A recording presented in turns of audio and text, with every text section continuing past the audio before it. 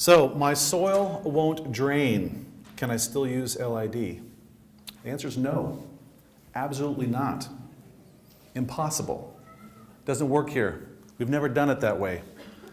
Outrageous that you would propose to take the water and put it into the subgrade under our pavement, where we've been trying to keep it out for the last 100 years. This is the environment within which we proposed LID in the City of Pullman. And really appreciate the folks at Aspect Consulting that helped us out with this project. But let's run through a few housekeeping items here. Thanks for the use of the reading glasses, by the way, John. All right, so for today's presentation, you're going to hear us talk about designing and applying LID in a cold climate with poorly draining soils. And the folks at Aspect are going to talk about options to improve bioretention. Bioretention was one of the BMPs that we employed in our project. And options to retrofit and improve our bioretention. The swales we just built last year, we are going back to retrofit and improve. We are learning, people. We are learning on a regular basis here. I love it. Stormwater, always fresh. Let's keep it fresh, people. So within this environment of let's just say questions, challenges, you got to shake the tree. You got to challenge conventional thinking. But again, you don't do it on your own. You enlist the help of visionaries, these guys right here. And they'll get to it here pretty soon. So let's get on here. I'm going to run over my time real quick here, I'm sure. Oh, all right, the library site. Just wanted to throw that up there. It snows in Pullman. Thank you. All right, the funding. How was this project funded? It was funded through funding provided by Department of Ecology, which I have to thank the foresight for the folks that decided that it would be appropriate to provide planning and design money for the LID and the stormwater retrofit BMPs. Without that funding, this project would not have happened. So again, I just want to throw that out there. Thank you to those folks at Ecology for bringing that to the table, because then that allowed us to design 4 sites, parking lot retrofits that discharge directly to local water bodies, no stormwater management facilities whatsoever. So we felt they were pretty good candidates. Then we followed that up the following year with some construction funding through Ecology, and that was at the planning and design money was at 100%. And very much appreciated, allowed us to get to this stage. The construction money was 25 Pullman and 75% Ecology. Again, very helpful, probably wouldn't have happened without it. So we picked the 2 sites, Neal Public Library and South Street. There's Pullman, there's where the sites are. Open invitation. Anybody wants to come on down to Pullman, we'll give you the grand tour. And if you don't believe me that it is cold, and that it rains in Pullman, don't take my word for it, the Western Region Climate Center says so too. All right, the geotech investigation for our project. Of note, Neal Public Library site, it was different. The geotech report showed different soil type underneath the pavement than the NRCS soil survey. That comes up pretty frequently in our developed urban core, where we've had, I think the library was a slaughterhouse, a saloon, a city hall at one point, fire station, police station, and now a library. And so, that fill material underneath there actually showed a pretty decent infiltration rate, 1.3 inches per hour, which is not typical. It's atypical of Pullman. Unfortunately, sat right next to the river on a slope. So because of those concerns, we didn't want to just infiltrate that water. But we'll talk more about that later. These guys will. South Street parking lot, a little more typical of what we expect to find once you scrape the topsoil and the gravel away. I'm just going to jump right to it. The silt alluvium, 0.4 inches per hour. That is the upper range of the infiltration rates of our soil in Pullman, of the native clay. So, and that's on the front end when it's dry. You get it wet, and those clay particles lay down on each other, start sticking to each other, and infiltration rate goes to next to nothing, if not nothing. All right, BMPs selected at each site. Neal Library, South Street. I was putting this application together. Called up my friend, Doug Howie. I said, Doug Howie, I want to do permeable pavers. What do you think? He said, amen. I said, Doug Howie, I want to do some bioretention. What did Doug Howie say? Thank you, brother. Appreciate it. I said, I want porous asphalt. I want a Filterra tree box filter. I want a hydrodynamic separator. And Doug Howie said, amen, brother. And we were there. We were there. And again, enlisted the help of the visionaries to help us make it happen. We're going to use it as a demonstration site, not just for a couple of sites that had zero stormwater management beforehand. That water is now treated. It now is slowed down.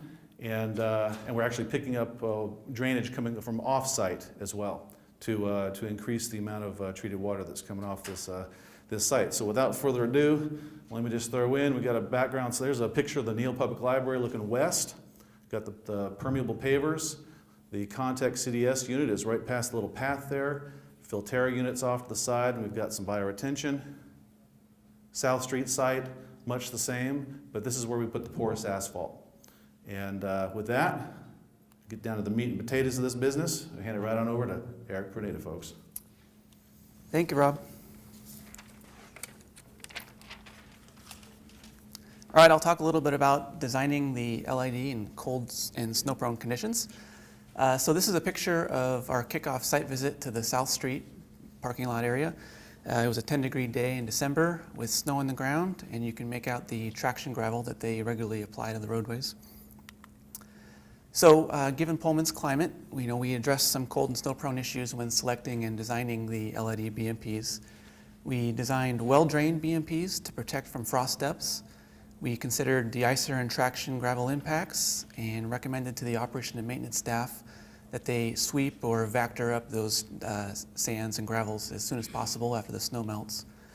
We made sure that our catch basins had adequate sump volume to capture traction grids. We avoided designing hard edges that could catch snowplow blades. We made sure that the pavement section was strong enough to support the loading of a snow plow truck. Designated the bioretention areas to double as snow storage areas.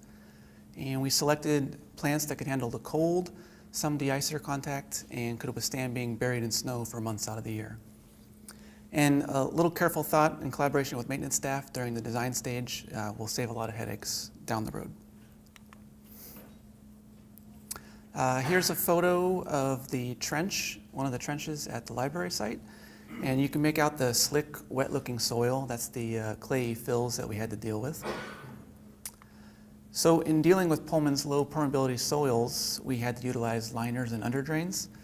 Our geotech engineer recommended an impermeable liner underneath the bioretention at the library site due to its proximity to a steep slope with stability concerns. Otherwise, underneath all the other LID facilities, we used a woven geotextile to separate the subgrade from the gravel storage reservoirs. And within the gravel storage reservoirs, we utilized underdrains to help provide positive drainage. And then the underdrain was selected to foster some stormwater retention. Obviously the higher you go with it, the more you can retain, but you're limited to how much you can infiltrate within the 72 hours for Eastern Washington. So a few things to keep in mind. The subgrade obviously should not be compacted. And then you'll want to double check that the pavement system itself will remain structurally stable when wetted for up to a couple days. Here's an example calculation you can do to determine the max height of your underdrain. If you assume that the infiltration is over the entire subgrade surface area, the infiltration rate I is in inches per hour, and if you assume that to be constant or average, max allowable drain down time is 72 hours for Eastern Washington, with a storage reservoir gravel porosity of N in the equation, and that's in a percent value. And so you can calculate the max height to the underdrain perforations in inches above the subgrade soil. So for example, if we had an infiltration rate of 0.05 inches an hour with a subbase gravel porosity of 30%, we would set our underdrain at 12 inches above the bottom, which would be equivalent to storing and infiltrating 3.6 inches within 72 hours. And it's important to note that 0.05 inches an hour here is a really slow infiltration rate, and yet we're still able to get 3.6 inches of stored water. But it's important to note that we like to only allow the water that falls directly on the permeable pavers to fall in. If you let too much run on from external sources, then you'll quickly fill up that gravel storage layer. So a few key things to keep in mind for proper underdrain function. Always remember that water will flow downhill even in the LID subbase gravel reservoirs. So it's important to keep the subgrade level whenever possible. But if you do have to work with slope subgrades, you can consider the use of subsurface check dams to help hold and retain the water and allow it to infiltrate. John? Thank you, Eric. I'd like to talk now about how the soil and type of BMP affect the feasibility of retaining stormwater. So there's really a couple common misconceptions that we tend to run into, and one is that retention and infiltration is basically impossible or insignificant in fine-grained soils with low permeability. And the other misconception is that receiving water flow control benefits are essentially greatly reduced or negligible when using underdrains. But let's take another look at these questions. So I've kind of categorized retention BMPs into two different general categories. So you have a type A infiltration BMPs, and basically those are those that concentrate runoff into a small footprint relative to the contributing drainage area. So of course that's bioretention or infiltration basins, dry wells, those kinds of BMPs. What I would call type B retention BMPs are those that provide about the same infiltration footprint as the overall drainage area. So the classic example of that would be your permeable pavements without significant run-on. I think we'd all agree that the ability of type A BMPs to retain and infiltrate significant runoff in low permeability soils is more restricted than the type B BMPs. And I think we've got a couple of illustrative examples of this exact issue. So let's consider a soil with a measured infiltration rate of 0.4 inches an hour, which is what we had at our South Street Park site, and permeable pavements over an uncompacted subgrade, which was also allowed at our South Street site. Low plugging concerns, so we'll assume a low head infiltration rate of about 0.2 inches an hour, which is pretty low. The Pullman 6-month 24-hour type 1A storm generates 1.05 inches of rainfall. Pullman 10-year rainfall depth, about 2.1 inches. And we tended to use 6-inch underdrains with perforations about 3 inches above the subgrade. So in other words, the perforations were on the side of the underdrain pipe. So this graph shows the rainfall intensity versus time for a type 1A storm with a 6-month precipitation depth. So what you see here is the blue line is placed at the 0.2 inches an hour infiltration capacity of our subgrade soils. And what you can see is that everything below the blue line infiltrates during the storm event because, again, the rainfall intensity is lower or equal to that 0.2 inches an hour. And everything above the blue line is what would need to be stored in our gravel subbase, our gravel storage layer above the subgrade. So when you look at this graph, the question is, well, how much storage do we need to retain and infiltrate the entire 6-month storm event?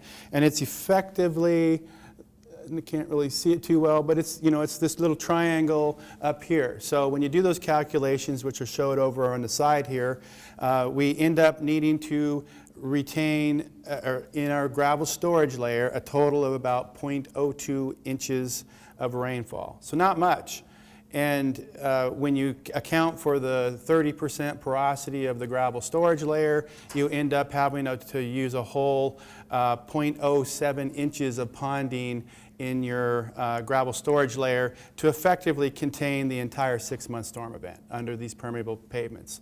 So remember, our perforations on our underdrain are at 3 inches above the subgrade. So in essence, this system of permeable pavements without run-on is retaining and infiltrating the entire water quality storm event.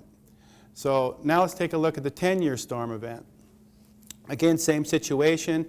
We've placed our average infiltration rate at 0.2 inches an hour. Everything above that line would be in excess of that, which would need to be stored in the subgrade or in the storage layer. Everything below it would infiltrate during the storm event. And again, what we see is yeah, definitely for a 10-year storm event, higher intensities during the Type 1A storm event.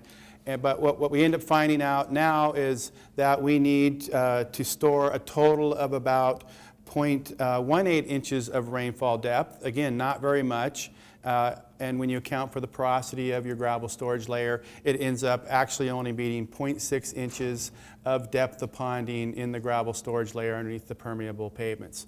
Again, not anywhere close to even reaching our underdrain perforations at this point. So I think what comes out of an analysis like this is that permeable pavements without significant run-on can retain even larger storm events when used in soils with low permeability. And 0.2 inches an hour is a pretty low permeability, which improves your water quality benefits and certainly in this case would provide retention of the entire 10-year storm event, so full flow control benefit as well. And some of the key issues are listed there on the side. So now let's look at the other type of retention BMP that we used on the site, which is the bioretention facility. So in this case, we have a contributing drainage area of about 0.3 acres, 100% impervious roadway surface. During the 6-month storm event, we generate about a peak flow of a 0.06 cubic feet per second, water quality storm event runoff volume of about 870 cubic feet per second, or 870 cubic feet. We have an active bioretention facility footprint of about 500 square feet. We have a maximum ponding depth of about 3 inches of water in the facility, but as I note, the underdrain is free discharge, so probably rarely going to see ponding in this facility because the rainfall is going to go through the media into the underdrain system and out. But if we could use the entire footprint of the facility, we could get at an infiltration rate of 0.2 inches an hour. We would have an infiltration outflow rate of 0.002 cubic feet per second. So not great. So this graph shows the actual inflow rate to the bioretention facility versus time for the 6-month water quality storm event. The blue line here is our maximum infiltration outflow rate if we were able to use the entire footprint, which we probably can't because of the underdrain system. And what we see is that maybe if we could use that much, we would get about 160 cubic feet that would infiltrate during the storm event, leaving about 710 cubic feet of excess treated runoff, which would be removed by the underdrains and really minor flow control benefit. So the question is, are there options that we can look at to improve the flow control benefit which would be reasonable to apply for this kind of a facility? So that's what I'm going to talk about next. There are a couple different options. So option 1, keep the same geometry of the bioretention facility, but remove the underdrain or put an upturned elbow, something like that, to force the use of all of the storage volume before the thing would go into overflow and access the underdrain facility. Option 2 is to remove the underdrain and maybe look at adding more subsurface storage and infiltration area to the BMP. Option 3, restrict the under drain outflow, which would promote some more infiltration, basically detain water, and it's really more of the detention effect as opposed to a full retention. So I'm going to take a look at options 1 and 2 here. So option 1, again, that's keeping the same geometry of the facility, but not letting the infiltrated water go directly into the overflow or the underdrain system and out of it, out of the system. In this case, so the total storage volume in our facility, of course, is the depth of ponding that's allowed in the facility, the saturated depth of mulch if you have mulch layer. In our case, we had a rock mulch. Then the saturated bioretention media, and then the saturated gravel storage area. In the case of the South Street bioretention facility, that added up to about 520 cubic feet of total storage volume that would be available if we could force it to use it prior to going into overflow or supplemental drainage. And again, that accounts for the geometry and the porosity of the different kind of materials that we had. So the volume that was infiltrated during the storm event, which we showed in the previous graph, is about 160 cubic feet per second. So now the total volume that would be retained during the storm event would be the volume that infiltrates during the event, the 160, plus the volume that is going to be retained in the volume of the facility at the end of the storm event, which is the 520. So now we're retaining a total of about 680 cubic feet, which is roughly 78%, almost 80% of our water quality volume. So now you can see we're starting to get someplace, at least in terms of retaining and infiltrating the water quality storm, we're hitting at 78%. So the next thing to check is our drain down time acceptable, and for Eastern Washington it checks out at 62.4 hours. Eastern Washington we can go to 72, so we meet our criteria for drain down time within Eastern Washington. With a little simple change in our design, we can get significantly more retention and infiltration and get some flow control benefit out of our bioretention facility, even though we're using under drains. So here's option 2, which is to raise or remove the underdrain, add subsurface storage and infiltration areas. So in this case, let's take a look at adding 3 50-foot long subsurface infiltration trenches that are 18 inches wide, 21 inches tall, with a 1-foot diameter perforated pipe inside them to provide additional storage volume. And in this case, we end up with about another 200 cubic foot of storage volume, and plus another 0.001 cubic foot per second of infiltration outflow rate. So the new volume that infiltrates during the storm event, when you add these infiltration trenches, comes out to about 239 cubic feet rather than the 160. The new storage volume is the prior storage volume plus now the new infiltration trench storage when they're full, which comes out to about 720 cubic feet. So now our total estimated volume retained, which is what infiltrates during the event plus what's stored in the facility and would infiltrate after the event, comes out to about 959 cubic feet. So now we're at 110% of our water quality volume. So we've effectively, by adding several fairly low-cost components, infiltration trenches, have infiltrated our entire water quality storm volume. Max drain down time meets the requirements again, so we're looking good for drain down. So kind of to summarize, permeable pavements in low permeability soils can provide major retention and flow control benefit when there's minimal run-on and the subgrade hasn't been compacted to the point to where it's basically become impermeable. And the other good point is that bioretention in low permeability soils can provide a moderate level of flow control benefits, even when, when you can use the total storage volume prior to going into overflow or supplemental drainage and or add some extra subsurface storage volume and infiltration area to increase the volume and the amount of the rate of infiltration. And when your drain down times are acceptable.